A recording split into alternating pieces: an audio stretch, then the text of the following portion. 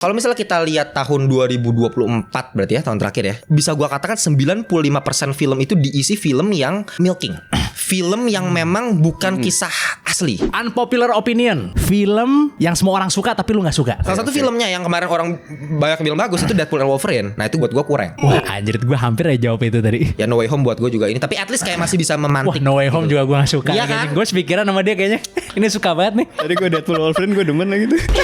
Kenapa lu sangat tidak suka dengan film Vina? Oke, mungkin kalau misalnya dari segi etika kan menurut gue udah terlalu absurd ya. Kalau misalnya lu bikin cerita keluarga yang korban gitu kan, anaknya yang udah kena tragedi seperti itu, terus lu bikin jadi film horor itu kan, dan ternyata salah tangkap kan kemarin. Iya bener, salah tangkap kemarin. Iya kan?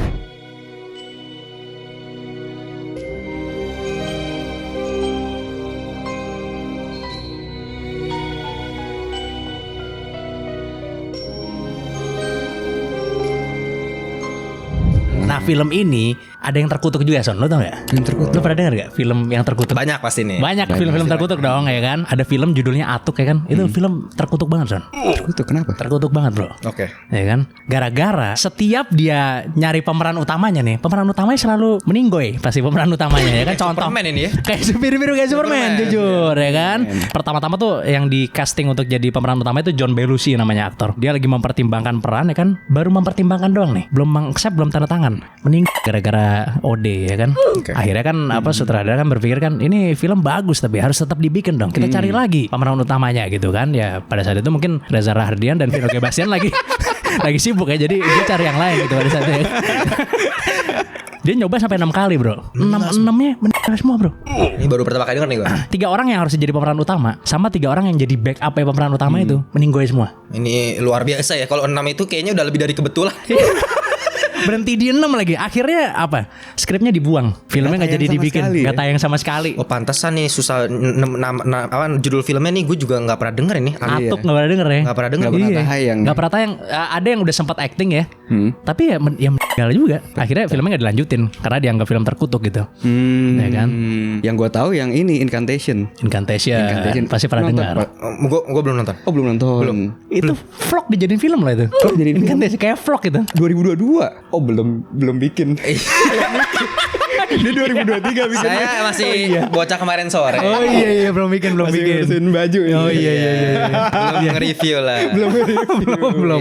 Yes. Dan itu ada di CGV doang waktu itu, seingat gua. Itu 21 nggak ada bro. Oh gue nonton di OTT kayak gue nontonnya sih. Oh, iya. Jadi ceritanya tentang kisah nyata nih sebenarnya kan. Dari Taiwan waktu itu. Keluarga ini kayak kena musibah terus lah, kutukan gara-gara mereka ini ritual tapi menyimpang gitu. Jadi kayak ritual ini kayak mirip-mirip Buddha tapi menyimpang. Oke. Nah kan, ada si karakter utamanya itu si maknya. Anaknya itu kena kutukan gara-gara ritual-ritual tadi itu. Nah Ini di filmnya kan? di filmnya. Ini. Di filmnya. Nah sepanjang itu dia itu minta penonton buat ngucapin atau ngulangin mantra-mantranya gitu lah. Karena di filmnya itu banyak mantra sama kayak patung-patungnya gitu kan. Oke. Nah itu harus diulang-ulang sama penonton. Dia minta penonton lah buat ngulangin mantranya itu. Buat nyelamatin anaknya yang kena kutukan. Nah sepanjang film itu dia kayak minta maaf terus kan. Nah, kenapa nih minta maaf ya kan? Ternyata di belakangnya itu dia ngomong kalau yang ngikutin mantranya itu sebenarnya supaya kutukannya itu kebagi Dia ngomong ke penonton gitu. sama yang nyebutin mantranya. Oke. Jadi sepanjang film dia nyebutin mantranya ini terus. Kan penonton secara nggak langsung kan mendengar. Iya. Kalau mendengar kan di kepala kayak ngulang seakan-akan kan. Iya, Oke. Nah itu. Apa yang terjadi? Kalau di filmnya kan udah jelas kan, maksudnya ya pada kena musibah apa segala macam kan. Nah, ke audiensnya nih berarti. di audiensnya yang maksudnya di dunia realnya ya banyak akhirnya yang ngikutin kan ngucapin mantra-mantra itu. Oh, Ada enggak ini mah. Kalau buat gua kalau itu sugesti itu. Sugesti. Nah, jadi ada yang misalnya kayak Ini ala-ala Romi Rafael ini Mas ini mainnya Sugesti nih. itu. diikutin tiba-tiba mati lampu lah apa segala macam gitu-gitu. Jadi si penonton yang dikutuk kalau ini ya. Kalau tadi kan aktornya dikutuk kan. Iya. Jadi kayak dia ngebagi kutukannya gitu ke penonton. Waktu itu sempat viral banget tuh filmnya itu. Banget tuh rame loh itu. Viral banget filmnya. Ya tapi nah itu sayangnya kan audiens itu ya, apalagi orang Indonesia ya, itu paling gampang tuh kalau misalnya percaya yang begituan. Benar. Paling gampang kemakan tuh yang kayak begituan gitu. Benar. Makanya tadi dengan kerasukan tadi yang di bioskop. Nah, Iya. Ini pasti udah ngesugesti gitu loh. Udah bentuk. berarti filmnya serem banget nih. Iya. Viral marketing nih berarti ya. Marketing gitu. Iya. Tapi emang jujur pas gue nonton ya emang Serem ya tapi ya? Serem sih. Iya. Kayak Soalnya tegang ini terus. modelan filmnya kayak kalau Indonesia kayak Kramat Keramat. Ya itu ngerti. Film yang long take gitu kan, one shot gitu kan. Yang dia kayak Yang- vlog lah modelnya. Iya, Kayak vlog. Jadi pakai handycam lah dari kamera. Kesannya dia CCTV ngerekam sendiri. lah. Iya, ini tuh jatuhnya tuh genrenya ini mockumentary namanya. Mockumentary. Iya, kayak Jadi, Rak juga ya. Betul. Jadi secara film sebenarnya mungkin udah di setting, udah dibikin skrip ceritanya, Yes. tapi dibuat seolah-olah nyata. Emang film itu menjadi bagian yang erat juga sih dalam kehidupan gue sih, Jersey. Gue sering banget nonton film tuh. Mungkin setiap seminggu pasti gue ada nonton film pasti. Oh gitu ya? Nggak pernah Termasuk kosong. yang nggak hobi pernah. nonton film ya? Gue hobi banget nonton film sih, sering. Tapi nontonnya sekarang di OTT kebanyakan. Oke. Kalau OTT. bioskop udah jarang banget gue sekarang. Ya kan? Seri-series gitu kan. Seri-series. Apalagi kalau misalnya ada yang kayak film-film based on true story, film-film biopik misalnya, itu juga gue suka nonton juga tuh. Oke. Film-film kayak gitu tuh. Tapi ternyata ada film yang mengaku dirinya based on true story, ternyata tidak based on true story. Ya. Oke. Ini bisa jadi berbahaya sebenarnya karena mungkin kalau misalnya film ini tuh ada sangkut pautnya dengan sejarah, bisa merubah sejarah akhirnya. Iya benar. Masuk akal. Harusnya sejarah A bisa berubah jadi sejarah B. Karena kan nge-influence kan. Betul. Iya, Tapi ya. gini loh, mungkin gua ada sedikit pendapat yang berbeda ya kalau dalam hal ini ya. Pertama kalau kita ngomongin biopik ya. Kalau kita ngomongin biopik ini kan bukan film dokumenter. Biopik itu berdasarkan kisah nyata. Tapi lu nggak ngambil plek-ketiplek sama kisah nyatanya. Pasti ada distorsi di situ. Ada distorsi. Antara yang nyata dengan yang dibuat-buat, yang didramatisir. Didramatisir, benar. Dan buat gue sama sekali nggak masalah. Oke. Sama sekali nggak masalah gitu. Kita bisa kasih banyak contoh kok, kayak misalnya Hacksaw Ridge nonton nggak? Hacksaw Ridge nonton. Andrew Garfield itu kan bagus banget. Bagus. Yang jadi ini kan tentara medis. Betul. Itu gue nonton di bioskop tuh. Iya kan. Tapi kan nggak mungkin adegan si Andrew Garfield nyelamatin. Ya mungkin. Tebing gini. Iya. Jumlah orang yang diselamatkan itu pasti sama. Iya. Ya. Jadi secara kunci sejarahnya itu pasti harus sama. Iya. Nah, dia harus respect sejarahnya. Ada film yang Ada tidak ya. merespek sejarah, Nah, bro. kalau itu baru masalah. Nah, Apa tuh? contohnya film Fargo tuh nggak tahun 1997. Wah, ini belum nonton nih gue. Belum nonton ya? Ada film itu legend banget Fargo, sampai di remake, Seriesnya bikin juga ada, kan? seriesnya juga ada sekarang dan ratingnya tinggi banget. Fargo tuh filmnya The Coen Brothers. Misalnya lu nonton film itu, depannya tuh ada tulisannya based on true story. Ternyata Tapi ternyata di tahun 2015 Joel Coen mengakui bahwa itu filmnya totally fiction. Totally made up, ngakuin loh. Enggak, itu bukan padahal based on tulisannya true based on true story. Tulisannya based on true story di depan filmnya. Kan akhirnya ada perdebatan kan. Maksudnya, masa sih begini-begini, mungkin ada yang meragukan atau whatever. Akhirnya Joel Coen ngomong di 2015, enggak itu ceritanya totally made up katanya. Inspired dari tapi Enggak inspired, totally made up, Nggak, fictional. kalau misalnya kayak begini udah parah kalau Fiktif. ya kalau udah fiktif mah udah kacau lah. Dia udah nulis di depannya based on true story, ternyata fiktif coba.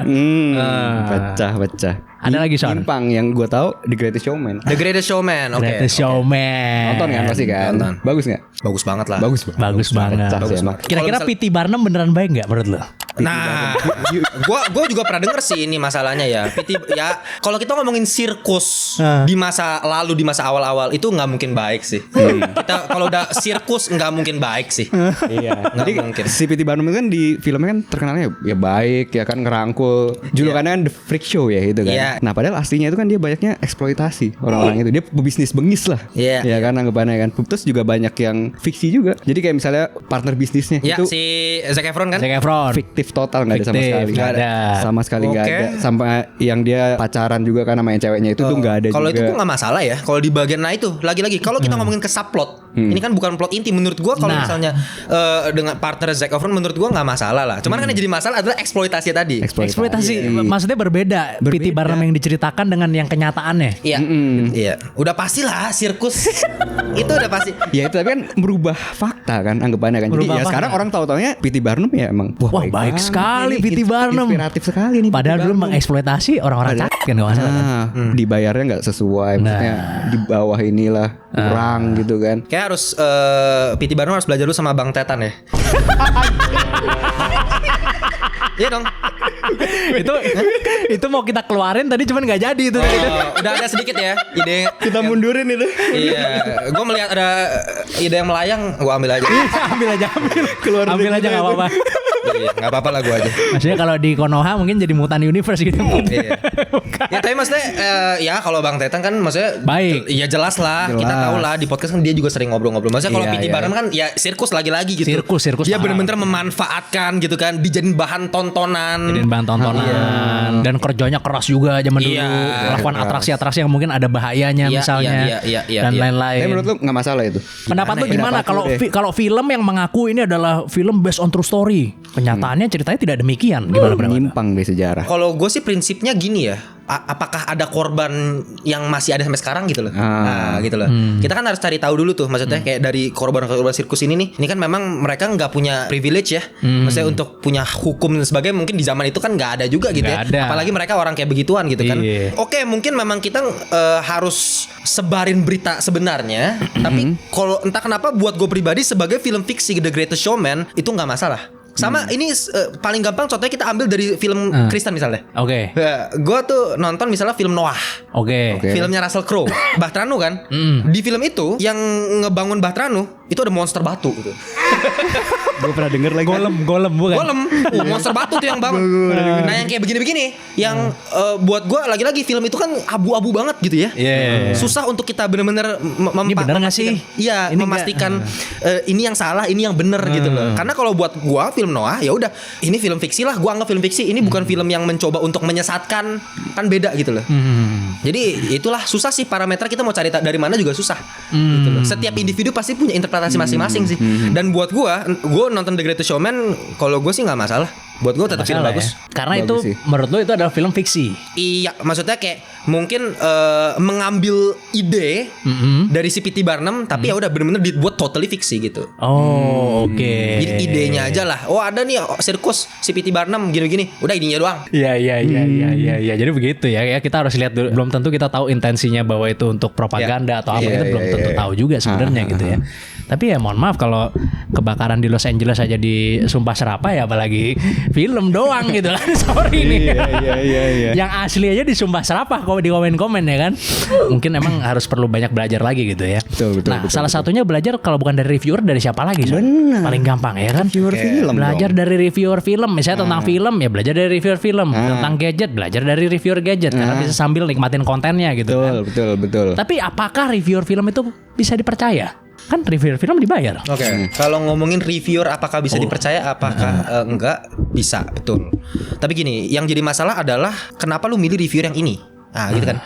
Artinya dalam memilih konten kreator kan itu ada pilihan dari netizen, dari setiap individu gitu. benar. Jadi itu pertanyaan menurut gua nggak bisa dijawab sebenarnya. Apakah reviewer bisa dipercaya atau enggak? Itu nggak bisa dijawab. Tapi yang bisa menjawab adalah diri masing-masing. Kayak lu percaya nggak sama reviewer ini gitu? Karena jujur aja, apalagi Kak Richard ngasih pertanyaan itu untuk di negara Konoha seperti ini, sangat sulit sekali untuk saya menjawabnya gitu. Iya. Jatuhnya klaim ya malah ya ntar. Iya, gimana ya? Gini loh, gue kenal banyak orang, gue tahu banyak reviewer yang dibayar. Iya. Jadi lu memang harus nonton filmnya sendiri dulu. Pertama itu. Tapi kalau emang lu bener-bener mau mengambil referensi dari si reviewer ini, lu harus ngambil titik objektifnya. Dalam hal ini adalah lu harus punya critical thinking. Itu dasarnya. Nah, ujung-ujungnya Critical thinking. Masalahnya dasarnya sangat sulit untuk Itu. digapai Itu dia. di negara ini. Itu yang ngelantur coba. Itu yang gua coba di sini adalah untuk gimana cara kita bisa terhibur untuk menonton film, tapi dengan cara critical thinking. Oke. Karena semua orang asal terhibur, tapi nggak ada critical thinkingnya. Oh. Nah, gue pengen coba nih, dan gue yakin nggak cuma gue, maksudnya dari setiap reviewer, mau itu gadget, mau itu musik kayak, ya kan, mau reviewer apapun atau konten kreator apapun, ya banyak kok. Kayak misalnya, ya kita sebut nama misalnya Coach Justin misalnya dalam sepak bola, menurut gue meskipun dia dibully atau apa, dia at least mencoba untuk memberikan critical thinking, gitu. Setiap reviewer gadget, anggap aja misalnya David Gadgetin atau siapapun itulah, menurut gue reviewer terbaik itu biasanya itu ngasih audiens itu critical thinking. Dalam artian netizen itu harus bisa menilai sendiri gitu. Yang reviewer itu lakukan adalah untuk membantu gimana cara menilai film tersebut dengan cara yang benar. Caranya. Iya. Tapi hasil akhir tetap di netizen. Jadi berarti selesai dari nonton review itu, Betul. netizen harusnya tidak langsung mendapatkan kesimpulan gitu. Oh nggak boleh. Menurut lo? No man, gue berkali-kali marahin para ngelantur korps, fans-fansnya yang ngelantur tiap hari nonton ngelantur, yang pokoknya selalu setiap kali gue review ya, itu pasti banyak banget komentar kayak terima kasih bang, gue nggak jadi nonton film ini gara-gara lu. Jangan dong ya. Tapi kalau misalnya pas review Vina nggak apa-apa sih lu nggak. Ya, masa gue gini loh. Jadi kayak film-film yang mungkin menurut gue kayak masih di 5 pun, rating 5, 6 gitu kan, yang buat gue jelek. Ya nggak bisa sih lu ambil kesimpulan dari gue gitu loh. Tetap harus coba ya. Ya, kecuali memang lu secara pemahaman film itu bener-bener lu ngerasa kayak lu kayaknya sepaham banget sama gue. Jadi udah diuji berkali-kali. Sama nih. Gue kayaknya udah berkali-kali nonton review ngelantur, kayaknya selera gue memang Bang Imo banget nih. Oke lah, nggak apa-apa. Berarti kayaknya emang lu nggak bisa nonton film yang gue bilang sampah gitu loh. Ya itu nggak masalah ya. Tapi rata-rata kan masih netizen kono kan masih susah tuh untuk ngebanding itu. Rata-rata tuh pokoknya ngelihat review, makanya kan TikTokers misalnya bagus, misalnya berarti bagus, langsung percaya gitu ya. Karena kan netizen kita FOMO masalahnya. Oh iya benar juga. FOMO, pokoknya kalau udah satu orang bagus, 10, 100, udah langsung kayak langsung berderet tuh. Wah, ini nangis. Jadilah tuh barang tuh film. Laku pasti. Gitu loh. Karena critical thinking gak dipakai. Kenapa gue bikin channel ini juga salah satunya adalah gue tuh investasi selalu ke generasi muda. Gitu. Jadi banyak lah konten kreator di luar sana nggak percaya sama ngelantur. Kayak gue dianggap so-soan aja gitu loh. Dianggap so-soan. Ya memang susah untuk ngerubah. Menurut gue mustahil untuk ngerubah hal yang udah terjadi sekarang. Menurut gue nggak mungkin. Tapi buat gue, kalau misalnya kita investasi buat 10-20 tahun ke depan untuk Gen Z sekarang, buat gue nggak ada kata nggak mungkin. Susah iya. Tapi nggak ada kata nggak mungkin. Kalau misalnya satu persatu, misalnya tiba-tiba nih ada yang mau jadi reviewer gara-gara ngelantur, terus pemikirannya kebawa, nambah satu channel lagi, koneksi lagi. Ngerti gak sih? Itu big achievement gue lah. Iya. Itu apa tuh? Ponzi, skema Ponzi. Iya. Maksudnya skema Ponzi. Iya. Maksud gue gitu. Itu ide besarnya lah. Jadi ya itu, kalau misalnya critical thinking udah bekerja, dan itu nggak akan bisa lewat film doang juga. Maksudnya lewat lagi setiap konten kreator. Mau bahas apapun itu kan pasti harus ngasih critical thinking ke audience. Itu apa yang kita coba bangun juga sih Hasan. Ya itu dia kan. Sama aja. Jangan full plek-plekan percaya dari kita ngomong ya. Iya, nanti kan? selesai dari sini bisa nyari tahu lebih dalam lagi misalnya gitu kan. Dan nanti akhirnya mendapatkan preferensi dia sendiri, orang masing-masing punya preferensi sendiri gitu ya. Betul gitu. Tapi lagi-lagi selalu ada ranah objektif. Iya. Film itu subjektif. Tapi pasti ada objektif yang bisa dibahas. Benar. Ya kan. Jadi apalagi dari karya seni, karena film itu tetap aja buat gue nggak bisa kita lepas dari karya seni. Memang karya seni itu. Memang karya seni. Maka dari itu film terbaik menurut lo apa? Gitu aja deh. Tadi kan favorit udah kan. Tadi favorit udah. Kan udah tadi Citizen Kane. Oh iya. Benar. Citizen Kane ya. Film terbaik sepanjang masa buat gue Citizen Kane. 10/10. Itu tahun berapa ya gue? 1941. Itu cerita tentang apa ya? Gue belum sempat nonton sih soalnya. Oke, ini kan filmnya Orson Welles. Dia memang sutradara yang setahu gue juga dia pas bikin film-film berikutnya setelah Citizen nggak ada yang sebagus itu. Jadi kayak ini memang jackpot aja tuh. Kalau nggak, soalnya kalau gue salah, tapi seingat gue ini film pertama dia. Dan emang tiba-tiba jadi paling bagus gitu loh. Nah, dia yang main jadi pemeran utamanya. Sorry tuh saya kok gue agak lupa ya karakter utamanya namanya siapa. Tapi si orang ini masa kecilnya itu diperlihatkan bahagia di awal film dengan keluarganya. Kita lihat dia main di luar rumah, dan itu semua tuh dikasih lihat lewat shot, lewat visual. Yang bikin Citizen Kane itu luar biasa adalah itu. Yang dimana di saat ini kebanyakan film itu, apalagi di Indonesia ya, gue selalu kasih kosakata itu mungkin sindrom dongeng lah ya.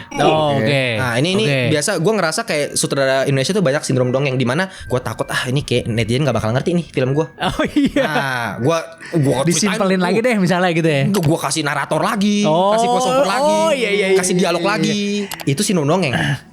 Jadi kayak buat ngebantu orang yang sebodoh apapun bisa ngerti, Pak. Maksudnya gitu. Itu dia. Tapi jadinya hancur filmnya. Nah, kalau lu pengen belajar gimana cara untuk bikin film tanpa untuk ngasih semuanya belak-belakan kayak begitu, ya udah dari Citizen Kane. Karena lu bisa ngeliat perubahan karakter si Orson Welles ini nih ya, dari pas masih kecil yang dia bener-bener kayak happy banget cuma lewat satu shot dalam satu kamera dari satu angle doang, dengan 3 staging yang berbeda. Jadi bapak maknya lagi tekan kontrak nih. Jadi si anak nih, si Orson Welles ini pokoknya dapat kekayaan yang luar biasa. Oh, longsuran nih iya, berarti gitu kan. Ya kan, warisan gitu kan. Nah, dia lagi tekan surat, habis itu Orson Welles-nya ini pas masih kecil itu di luar rumah dari jendela. Jadi satu frame itu udah ada 3 staging yang berbeda. Dari situ kita bisa ngelihat ini anak bener-bener punya masa kecil yang begitu bahagia, yang udah dikasih foreshadowing dari awal apa yang terjadi nih di masa depan dia dengan kekayaannya ini. Pokoknya sepanjang film nanti dia mulai kaya, dia mulai main politik lah, dia nyalon jadi wali kota, dia mulai selingkuh. Tapi at the end of the day di akhir film dia ngerasa kok semuanya hampa. Dia punya rumah kayak istana, gila itu bener-bener barang mahal semua. Itu bener-bener kayak dia kayak zombie, bener-bener kayak wah apa nih hidup itu, kayak bener-bener ini pattern cerita seperti ini pasti udah sering ada di film lain. Sering ini kan. Itu semua dari mana? Dari Citizen Kane. This is the first. Ini yang makanya gue bilang ini film paling influential sepanjang sejarah. Influensinya luar biasa, yang ngebikin karakter yang bener-bener punya segalanya, ngerasa hampa. Iya itu banyak banget iya kan? Dan endingnya ketika dia rumah dia udah bener-bener ke istana, dia punya kebun binatang sendiri, dia punya apa, gila ya. Terus satu tempat tuh gudang barang dia mahal-mahal semua, dari drone shot terus turun kan, ke satu barang, fokus satu barang apa, papan seluncur dia pas dia masih main kecil dulu. Aduh pecah. Itu harus ditonton. Gila, gue sampai nonton nih. Itu di remake lagi gak sih? Enggak ya? Enggak ada lagi remake-nya ya? Setahu gue ya. Mungkin banyak cerita yang mencoba untuk mengadaptasi dalam cerita yang berbeda, tapi masih pakai format yang sama, formula pasti banyak lah ya. Karena ini influential sekali gitu loh. Enggak di remake. Harry Kane baru di remake. Harry Kane ya. Citizen Kane enggak di remake. Lo apa Son? Film paling favorit? Kan udah tadi. Film terbaik. Udah tadi gue. Yang Apa? dihajar tadi. Shawshank. Shawshank Redemption. Kok lu malu-malu gitu sih? Shawshank Redemption film terbaik. Tapi gue nggak, maksudnya gimana ya? Kalau misalnya ada yang bilang Shawshank film terbaik juga, maksudnya gue bilang overrated ya. Cuman maksudnya bukan yang kayak gue sampai shock. Ya oke lah. Ya yang sampai kayak lu nggak bisa deh milih itu. Ya enggak lah. Shawshank sih emang bagus lah. Kalau gue ya film yang terbaik nih menurut gue nih ya kan, Memento lo gue. Oke, Christopher Nolan ya. Christopher Nolan, Memento. Anda benci kan dengan Christopher Nolan? Silakan. Kan? Anda nggak ada yang bilang kayak gitu. Waktu dan tempat dipersilahkan. Tapi Memento ya. Kalau Memento gue akuin itu salah satu film terbaik Nolan gitu. Jadi kalau misalnya gue harus kasih ranking ya, film terbaik top 5 Nolan. film Nolan. Yes, apa? Nomor 1 gue taruh Oppenheimer. Gue taruh Oppenheimer. Oke. Nomor 2 Memento nomor 2. Memento nomor 2. Oke. Mungkin baru nomor 3 gue taruh The Prestige maybe. The Prestige. Pernah nonton, bagus banget, suka banget. Kan? Sulap. Di atas Interstellar. Oh di atas. The Prestige. The Prestige di atas. Interstellar termasuk yang overrated. Interstellar overrated. Overrated tapi bagus banget. Tapi overrated sama kayak Shawshank Redemption. Bagus. Tapi maksudnya kayak terlalu diagung-agungkan. Oke. Bahkan The Dark Knight lebih bagus dari Interstellar menurut gue. The Dark Knight bagus tapi emang. The Dark Knight bagus. The Dark Knight bagus dari Interstellar. Menurut gue baru setelah The Dark Knight baru gue taruh mungkin di peringkat 5 di Interstellar. Oke. Kalau gue sih gitu. Kan keluar lagi di IMAX kan Interstellar itu. Katanya mau ya nanti. Iya. Tapi pada zaman itu film yang mulai dari belakang ke depan tuh gue jarang nemu sih. Nolan itu makanya ini berkali-kali gue bilang. Gokil banget. Gitu kan. Kadang-kadang kalau misalnya ngobrol kemarin tuh di podcast kan, cuman yang dipotong kan yang pas gue ngomong Nolan overrated. Sedangkan ada yang ini juga podcast yang ini ntar. Gak apa-apa, sudah biasa. Tapi maksudnya sedangkan beberapa menit kemudian gue ngomong Nolan itu jenius. Gitu. Nggak ada yang nggak ngakuin Nolan jenius. Gitu. Gue yang dipotong adalah Nolan so pinter. Ya buat gue emang Nolan so pinter. Tapi emang dia pinter, ngerti gak sih? Iya. Kadang-kadang dia egonya terlalu besar ya untuk ngebuat film yang membuat filmnya terasa jenius. Mungkin pinter tapi arogan gitu maksudnya. Iya, idealisnya Nolan lah. Idealisnya Nolan. Oke. Sebagai sutradara, I respect gitu loh. Tapi gue bukan tipenya Nolan, ngerti gak sih? Kayak gue bukan tipe orang yang suka filmnya Nolan sebegitunya. Gue lebih pilih Steven Spielberg jauh. Steven Spielberg ya? Jauh. Steven Spielberg. Iya makanya jauh lah, terkenal banget. Tarantino jauh di atas Nolan. Tarantino standar tuh. Anak Jaksel pasti Pulp Fiction pasti. Pulp Fiction film paling bagus kalau kata anak Jaksel gitu. John Travolta. Siapa sutradara favorit? Quentin Tarantino. Film favorit Pulp Fiction. Oh gitu ya.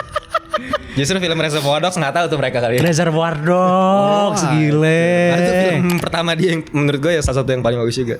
Tapi mungkin anak zaman sekarang nggak sabar kali ya nonton kayak gitu. Menurut lu sabar? Nah itu dia. Menurut lu sabar gak? Itu yang gue bilang ya pertama kan tadi gue udah bilang time spending. TikTok kan merubah segalanya. Ya kan? Fokusnya ya. Fokusnya udah berubah gitu kan. Dari situ aja sebenarnya sekarang lu pertanyaan aja anak-anak muda zaman sekarang kalau misalnya nonton film yang pacing lambat dikit itu udah nggak betah. Nggak betah Gitu ya. loh, udah nggak betah. Dan tontonan yang diberikan di zaman sekarang itu bener-bener dari segi eksekusi tuh kayak jomplang banget dibandingkan yang zaman dulu. Dalam artian color grading aja sekarang semua tuh clean banget. Perhatiin deh, Oh gitu ya. clean banget. Lo kalau perhatiin di zaman dulu itu bener-bener teksturnya berasa banget. Yang gak usah zaman dulu 2000-an awal Lord of the Rings gila color grading. Yang Battle of Helm's Deep, Two Towers film kedua Lord of the Rings, gila gimana cara dia ngegrading warna, taruh shadownya, gimana cara dia bikin warna biru di pas lagi hujan. Itu nggak bisa di-achieve di zaman sekarang. Zaman sekarang semuanya kiblatnya tuh serba warna yang pop out, clean, modern di mata. Ngerti gak sih? Ngerti gak sih katanya? Oh, kalau gue nggak begitu merhatiin. Kalau gue merhatiinnya kalau film-film horor zaman sekarang tone warnanya sama semua tuh. Rada-rada mirip sama Joko Anwar sih. Kalau gue ngerasanya kayak Joko Anwar deh yang pertama bikin modelan Lokal kayak gitu. maksudnya film. Lokal. Iya lokal bener memang gak? kayaknya ke arah sana semua Iya ya. gak sih? Ke arah Banjokan. Ke arah pengabdi Soviet. setan gak sih? Iya, coklat-coklat Iya ini. kan? Nah, film ini keseniannya tuh banyak sekali ya, bukan cuma visual, gambar, audio, ada juga improvisasi. Wah, itu Ya pecah. kan, improvisasi di film-film. pecah. Contohnya satu nih, improvisasi film yang menurut gue paling keren of all time. Pas Heath Ledger jadi Joker, Son. Pasti scene rumah sakit ya. Scene rumah sakit, ya kan. sakit. Pas dia mencet-mencet, kok nggak meledak-meledak. Iya. Walaupun dia improvisasinya agak kayak ini sedikit sih, agak kemayu dikit sih dia. Jujur kan pas Pecah, duar pecah. kagetnya kayak langsung lari ke dalam ya kan. Ya kan? Tapi that's Joker loh. That's Joker. That's Joker. That's Joker dan itu bagus banget, men. Gokil. Soalnya Itu terbaik of all budgetnya time menurut gede gue. kan pas ledakan itu Itu kan. praktikal gila. Iya. Kalau nggak usah ulang Nggak lagi, bisa bro. diulang, No nggak visual. bisa diulang gila kayaknya. Nggak ada sih, itu kan bukan CGI kan? Banyak yang anggap itu CGI soalnya. Itu literally bom beneran gitu. Gila itu gila banget gue akuin sih. Nolan emang selalu praktikal sih. Nolan emang selalu praktikal. Nolan. Yang Oppenheimer juga kan? Oppenheimer itu Iya itu yang percikan bom. Heeh. Itu dibuat loh. Itu bukan visual itu kayak bukan CGI kan itu kan? bukan CGI. Bukan CGI, gokil sih emang. Nah kalau yang bom kan emang dari awal beritanya udah keluar kemana-mana. Iya, nggak pakai Enggak yang gue CGI. itu yang percikan. Nonton Oppenheimer gak? Iya nonton. Gue belum kalau gue. Oh belum nonton ya? Belum nonton. Oppenheimer itu yang Belum ada di OTT Sunyi. soalnya. Iya di awal-awal kan gitu kan. Iya. Dengan scoringnya si Ludwig Göransson. Itu gua pikir itu Oh, kan bukan Hans Zimmer ya bukan ya? enggak. Oh, iya, Kali ini bukan Hans Zimmer. Nah, itu kan gue pikir visual effect ya. Itu kan sebenarnya lu buat itu di Premiere Pro kan gampang. Iya. Itu dibuat beneran lu sama si Nolan nggak ngerti gue anjing kok bisa lu begitu. Apa sih? Pecah sih. Aneh loh, Inception ruangan dibuat puter-puter. Iya. Wah itu gila banget, itu gila banget. Gitu. Itu gila banget sih. Kalau yang gue tahu ini Indonesia. Apa tuh? ADC lah. ADC. Jelas. ADC. Nicholas Saputra. Pecahkan saja gelasnya biar rame gitu. Nah. Wah itu. Kan. Itu nggak ada di skrip loh itu. Iya kan? Iya. Nicholas Saputra tuh gila juga tuh. Iya. Sama ini apa Matthew McConaughey di film Wolf of Wall Street tau gak? Oh, itu. Enggak kalau The Wolf of Wall Street itu banyak banget. Karena emang sutradaranya kan Martin Scorsese. Martin Scorsese itu terkenal membebaskan aktornya untuk improvisasi. Karena memang aktor pilihan dia nggak main-main selalu. Iya, selalu selalu aktor bagus. tier dewa. Iya. Selalu aktor Kelas tier A lah ya, A class. Iya kan kayak kalau misalnya Karisa misalnya nanya ke aku misalnya tadi kan film apa yang improvisasi misalnya. Improvisasi yang paling favorit menurut lo apa? Favorit misalnya. Ya udah Ngatur. tadi gampang aja misalnya. Apa? Dari Martin Scorsese. Kita ambil filmnya satu. Taxi Driver. Nonton Taxi Driver Robert De Niro. nggak? Robert De Niro. Gue belum nonton tapi jujur, tapi gue tahu. Aduh itu Overrated. Bagus. Apa? enggak itu masterpiece. Oh Masterpiece. Itu entah Ini kenapa nontonnya- buat gua kalau orang bilang Goodfellas adalah film terbaiknya Martin Scorsese, kalau buat gua Taxi Driver. Taxi Driver. Kalau buat gua Ini Robert De nontonnya Niro. Taxi Driver yang Korea soalnya. Man Taxi Driver. Kalau itu ada A-nya. Oh iya. Tapi itu bagus juga. Oh itu bagus. Itu bagus. Itu bagus. Gue juga nonton, gue juga nonton Bagus juga. juga. Keren itu, bagus. Itu kan juga biopik juga kan. Berdasarkan kisah nyata juga. Apa improvisasi Si scene-nya? De Niro ya? De Niro. Jadi ada satu scene di mana dia itu ngomong sama cermin. Oke. Ya, Oke. dia ngobrol sama cermin. Jadi seolah-olah kita jadi cermin dua sisi. Tahu kan cermin dua sisi, jadi kita bisa ngelihat nih orang lagi cermin, kita bisa lihat kayak Mr. Bean, tau kan yang di film yang 1998 tau gak? Oh di sananya ada orang bisa lihat. Iya, jadi lagi dilihat nih. Terus dia kayak top si Mr. Bean. Ah, Terus iya. diliatin. Nah itulah maksudnya cermin dua sisi. Jadi seolah-olah kita kamera itu Di dalam posisi kaca. seperti itu. Oh. Jadi maksudnya kayak ya udah kita cuma ngelihat si Robert De Niro tuh ngomong sama kita di kamera. Iya. Dia ngeliat kamera. Jadi kayak di dalam kaca kan maksudnya kan? Iya. Di belakang kaca lah. Iya. kameranya ke- Ya pokoknya dia ngomong ke kamera lah. Iya. Nah si Robert De Niro itu, gue awalnya pas nonton Taxi Driver itu gue nggak ada kepikiran sama sekali kalau misalnya itu improvisasi gitu, nggak ada kepikiran. Ternyata itu benar-benar dibebasin sama si Scorsese. Ngomong apa aja bebas. Iya dia bener ngomong apa dan itu kompleks banget ya. Dimana itu adalah scene kunci, scene inti dari keseluruhan filmnya Taxi Driver. Dimana ini film mengenai orang introvert sebenarnya, orang penyendiri, orang yang nggak bisa berbaur sama orang lain. Makanya aku tuh relate banget sama si Robert De Niro di situ. Kalau inget nama kok selalu lupa ya gue. Karakternya Robert De Niro. Travis Bickle. Nah si Robert De Niro itu, gue tuh relate sama dia karena dia tuh selalu sendiri kemana-mana. Karena aku juga suka kayak gitu. Ya percaya gak percaya, kayak ke kafe ya udah sendiri aja paling sama anjing aku ya. Iya kan. Jadi Ya udah. relate banget gitu ya. Jadi relate banget. Mungkin gak cuman buat orang introvert, gue yakin buat semua orang akan memahami betapa si Travis Bickle ini benar-benar terisolasi dengan dunia di sekitarnya. Lu bayangin dia di New York. Di New York yang kotanya Rame lah, riwah. kota nomor 1 di dunia, ya kan? Dan dia kayak seolah-olah pengen jadi kayak pahlawan yang hidup di dunia, di kepala dia kayak I want to be a hero yang pengen melenyapkan semua sampah jalan ini gitu loh. Tapi dia kayak ngerti gak sih, dia kayak mikir di otak, kayak dia benar-benar berimajinasi di dalam diri sendiri. Makanya ketika di scene itu improvisasi, dia tuh ngomong ke kaca, dia tuh sampai beli pistol. Ini di filmnya maksudnya. Di filmnya. Oke. Dia siapin, dia pengen jadi soalnya pengen jadi koboi gitu. Anjir. Wadah. Itu film agak sakit sebenarnya. Jadi kayak tau Hidden Blade gak kalau Assassin's Creed kan? Iya. Nah, dia bikin kayak begitu, dia ciptain sendiri. Oh bikin kayak gitu. Iya, dia pakai jaket gitu kan. Udah seolah kayak dia jadi superhero, ngerti gak sih? Terus dia ngomong di kaca sendiri. Keluar gini kayak you talking to me? You talking to me? Kayak latihan. Ih kayak ya pokoknya gitulah. Ini bener-bener kayak dan itu bener-bener gak ada di skrip. Gak ada di skrip ya. Long take gitu. Satu shot Gila sih emang. di cermin dia bener ngomong sih. Ya Robert De Niro kan emang one of the GOAT ya. Yes, Semua orang kan bilang antara Al Pacino sama Robert De Niro kan. Pasti komparasinya lah. Nah itu gila sih dia di situ. Bener-bener kelihatan sakitnya tuh kelihatan banget. Gila. Yang Wolf of Wall Street juga gue ngeliat kayak skripnya waktu itu bocor atau palsu atau apa. Skripnya bener-bener nothing itu, Matthew McConaughey. Tapi dibikin panjang banget sama dia. Improvnya itu gila. Padahal Matthew McConaughey di situ sebentar kan munculnya kan.